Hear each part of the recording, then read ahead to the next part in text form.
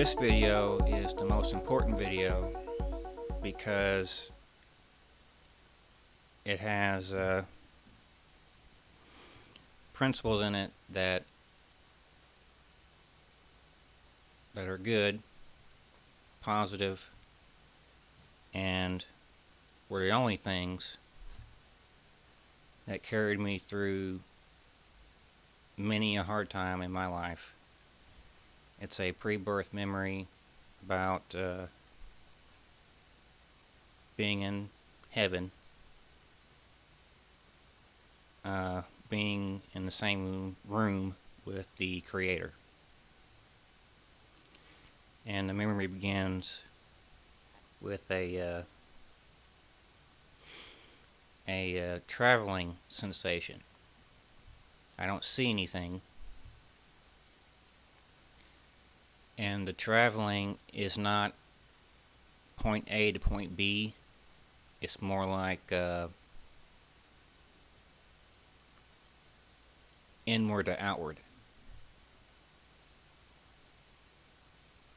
And then I see a swamp. And the perspective is like a frog or a dragonfly, something real close to the water. And it's dusk, everything's real still. And that's only a flash. And then the next thing I see is I'm in a white room, cylinder-shaped white room, and I'm there. I feel myself as humanoid form, and humanoid means head, 2 arms, 2 legs, and I felt like I was about 12 years old, but with a 14-year-old's wisdom, like a little bit ahead of my current age.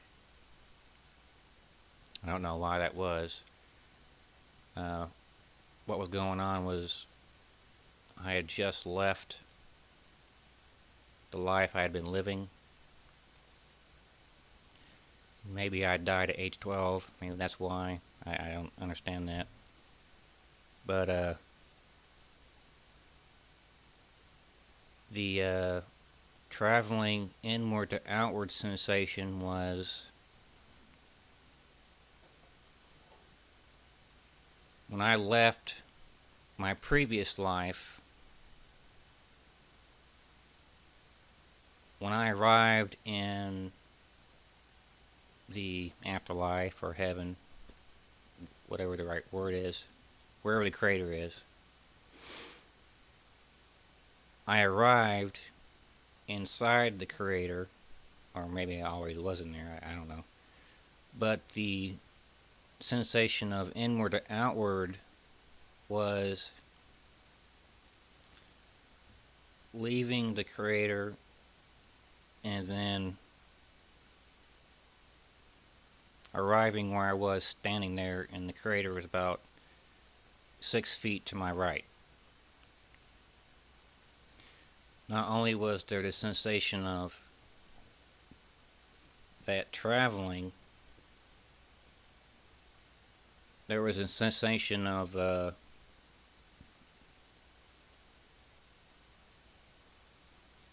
Creator and I reviewed my entire existence. From the time I sparked out of the Creator, and I'll be explaining that later, to that moment, me standing there. Reviewed everything. Everything. I was looking down, and the floor was about 70 feet or so below me. I didn't see feet, so maybe I was just a ball of energy, but I had the sensation of being humanoid, but I don't remember seeing feet. but I was definitely looking down. And the reason I was looking down because uh, I was disappointed in myself. The life I had lived, I had spiritual goals for myself, and I accomplished like 70% of them, something like that. It wasn't that I was a bad person. It says I could have done better, but I didn't. And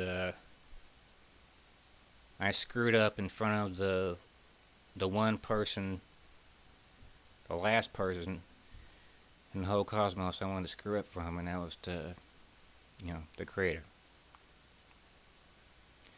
So I was looking down in shame, and because I'm looking down, I see these white spheres about this big swirling down the cylinder down to the bottom, and what it is fresh souls sparking out of the Creator. Actually, I call the Creator the one I sparked from, because I don't have an opinion on what the one I sparked from creates.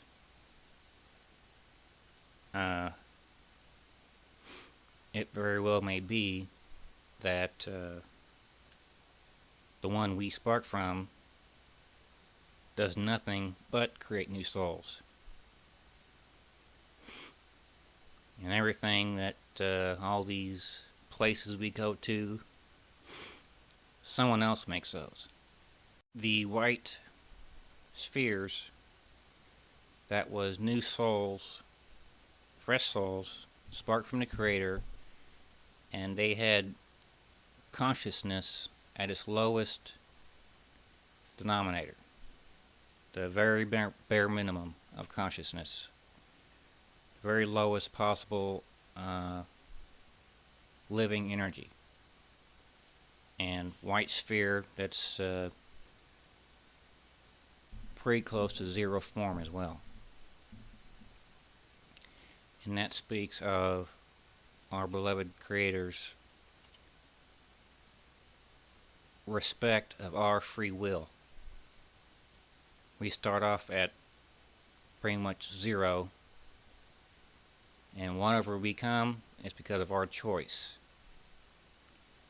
The Creator is probably the greatest respecter of others' free will, and that's very important.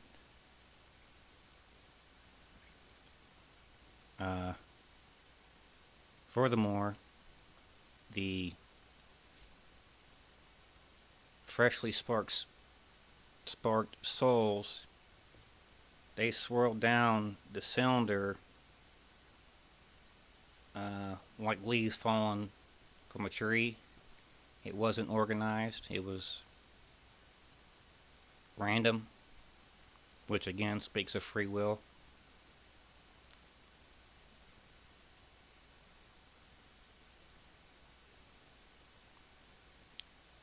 Okay, the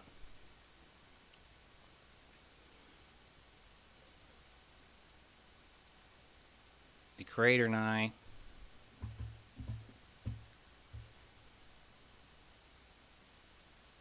we have a review, and this is very vague to me, just an impression really.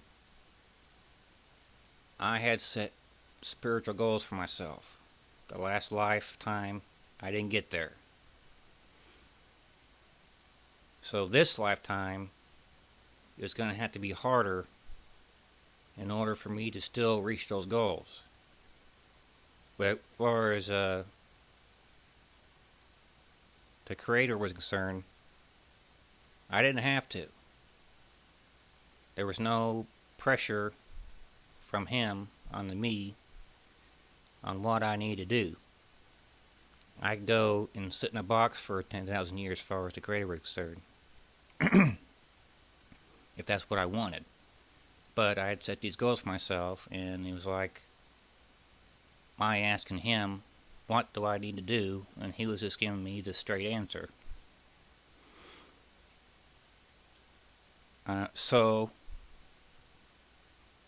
a plan was made for me in this life for me to make up for my shortcomings in my last lifetime so I can reach those goals. I have no idea what those goals are, but and then there was a strong sensation of a fear of looking at the Creator,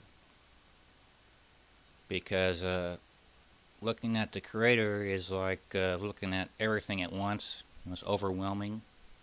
It's not that he's a bad guy, and it brings to mind when I was standing there looking down, I could tell the Creator, or the one I sparked from, was staring at me with proud, loving eyes. I could tell he was smiling. Yeah.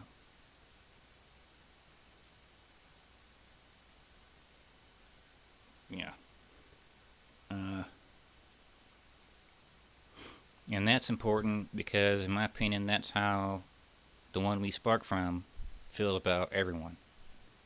No one has to worry about going to hell or being hated.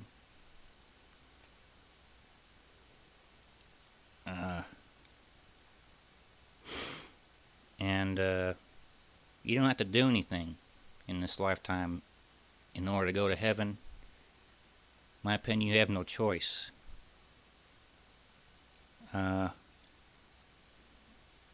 What's in question is, are you going to be proud of yourself when you get there? Well, we make our plan. I don't have memory what that is.